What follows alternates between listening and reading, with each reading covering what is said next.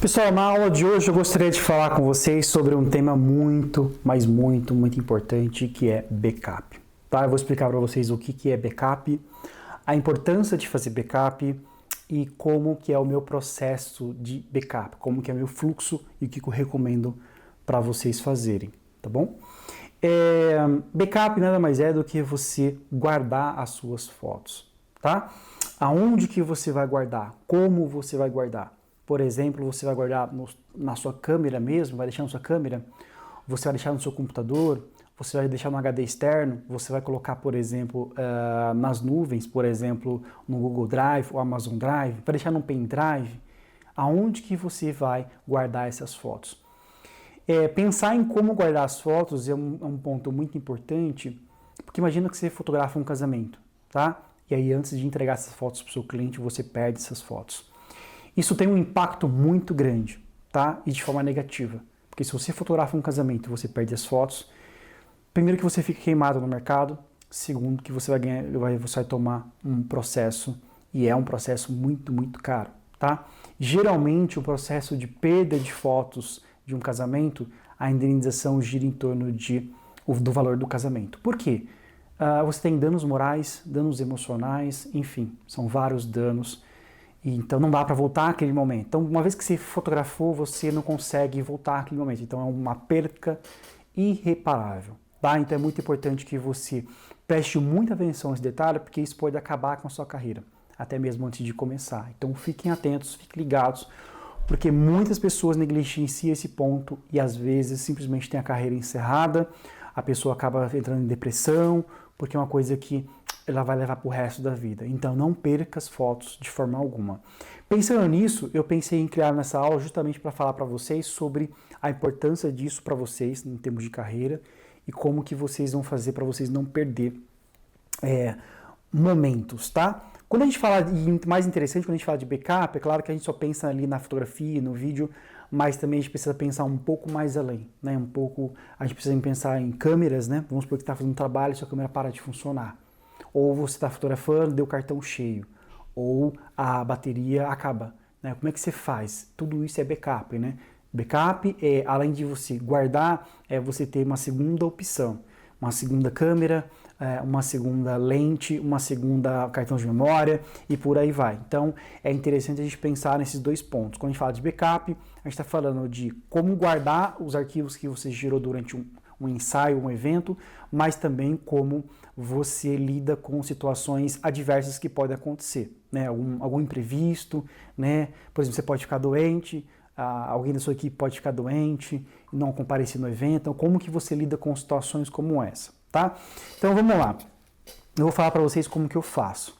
Eu estou no mercado já faz 13 anos e eu fotografo e filmo também eventos como casamentos e aniversários e também faço ensaios fotográficos. Eu moro aqui em Olambra, então eu faço muito ensaios de individual, casais, gestante e de famílias, tá?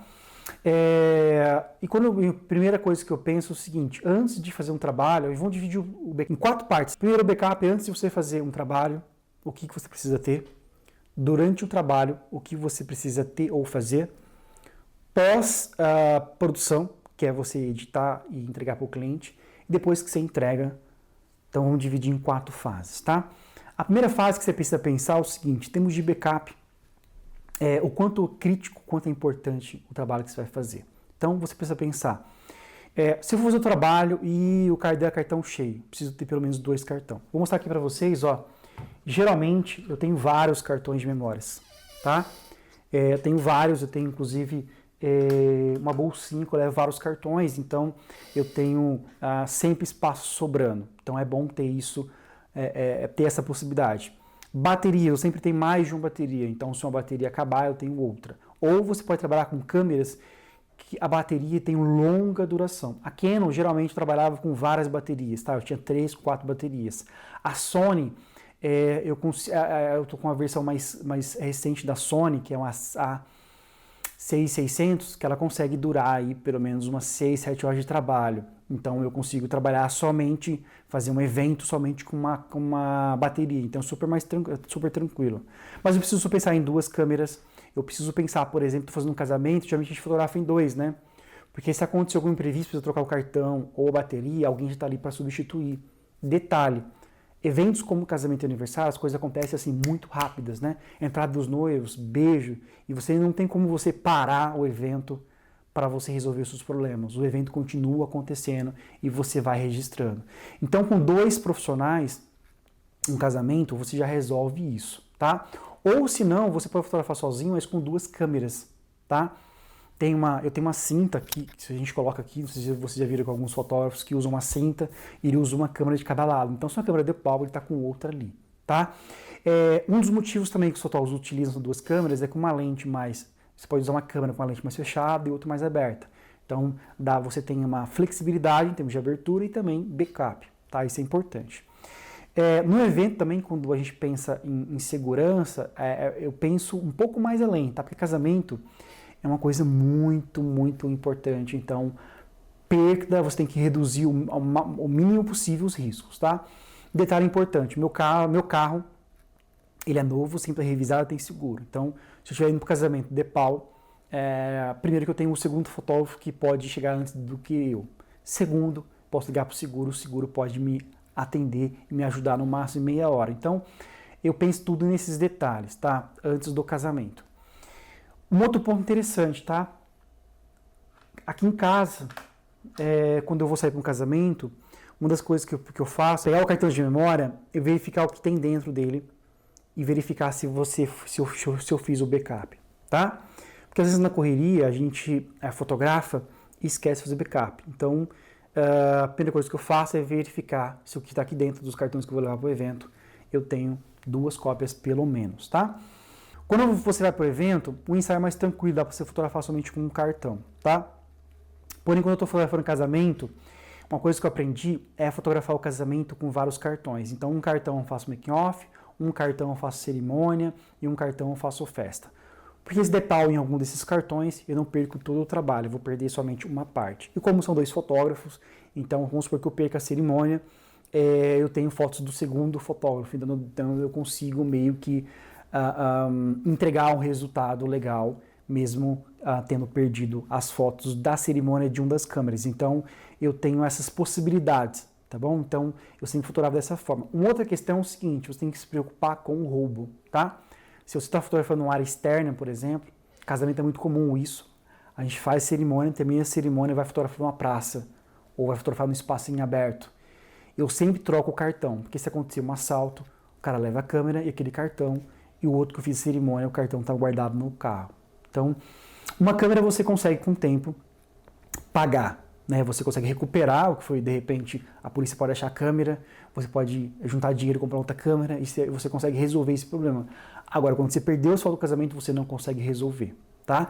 Mesmo que você resolva pagar tudo e refazer um casamento, pode ser que depois, um mês ou meses depois, você não consiga algumas coisas. As emoções não vão ser as mesmas, algumas pessoas podem nem estar mais presentes. Então, é bom você ficar atento a esse detalhe, tá?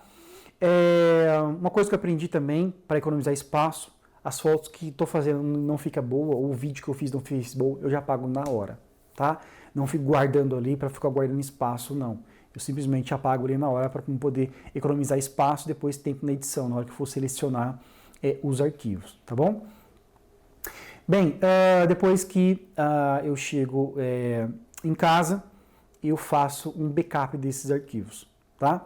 Primeiro eu faço um backup no meu computador, depois eu faço um backup no HD externo. Porque às vezes você chega na sua casa, faz o backup na sua casa, depois você quer levar os arquivos para o seu estúdio, alguma coisa assim, você deixa no HD externo. Então eu tenho aqui, ó, aqui na minha mesa tem 3 HD externos, ó, vou mostrar um para vocês aqui, tá cheio de poeira. Eu tenho 3 HDs aqui, da marca Seagate. Um HD de 2 teras e um de 4 tera, tá? Então, eu faço backup no computador, no HD do computador e depois no HD externo, tá? Geralmente eu uso as fotos que está no HD do computador, que é mais fácil acessar, é mais rápido, né? Para poder editar, tá bom? Geralmente faço então 2 backups, tá? E depois que eu gero o JPEG, eu jogo numa pasta, eu uso no momento usando o Google Drive, eu subo numa pasta e compartilho com o meu cliente, tá? Então, pós-produção, o meu backup funciona dessa forma. Eu tenho 2 cópias. Lembrando que eu também tenho um terceiro, na verdade, que são os arquivos que continuam ainda no cartão de memória. Cartão de memória, só vou formatar ou apagar depois quando eu for para o próximo evento, tá bom? Depois que eu entreguei as fotos para o meu cliente, então vou para a 4ª etapa, que eu guardo as fotos por 6 meses ou 1 ano, tá? Porque primeiro que possa ser que o cliente demora para ver suas fotos e ele solicita alterações, e é bom você ter arquivos brutos. Depois que eu entreguei as fotos para o cliente, eu pergunto para ele se ele quer alguma alterações. Ele tem 20 dias mais ou menos para solicitar possíveis alterações nos arquivos. Se ele não solicitar, automaticamente está aprovado. Então eu apago os arquivos brutos, tá? Não necessariamente nesse prazo, mas quando eu preciso liberar os espaços, eu vou lá e apago, tá? Mas no contrato eu coloco para o cliente, ele tem 20 dias para solicitar alguma alteração.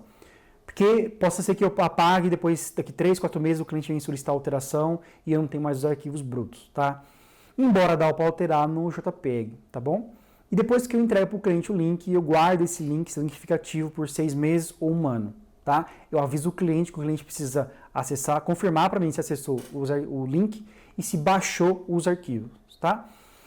Já aconteceu de eu mudar, eu antes usava o Amazon Drive, vim para o Google Drive, e clientes que têm eventos de 3, 4 anos atrás, vim me procurar querendo o acesso porque perdeu. E graças a Deus eu tinha os arquivos aqui guardados ainda no HD externo, tá? Não tem essa obrigação, mas como eu entreguei, tá? Tem fotógrafos que cobram por isso, eu geralmente não cobro, tá? Eu entrego para o cliente fica super feliz e tá tudo certinho, tá? Então, lembrem-se desse pequeno detalhe, pequeno grande detalhe, que é o backup importa, e ele importa muito para a sua carreira.